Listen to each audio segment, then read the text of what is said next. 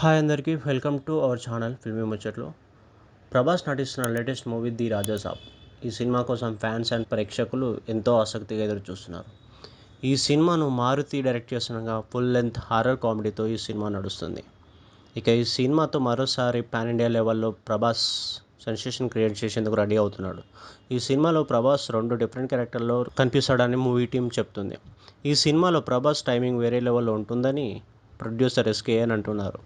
ఈ సినిమాలో ప్రభాస్ టైమింగ్ చాలా కాలం గుర్తుండిపోతుందని, ఆయన ఈ టైమింగ్ను సెట్స్లో ఎంజాయ్ చేస్తున్నారని, ఊరికే పాన్ ఇండియా స్టార్స్ అయిపోరు అంటూ ఆయన కామెంట్ చేస్తున్నారు.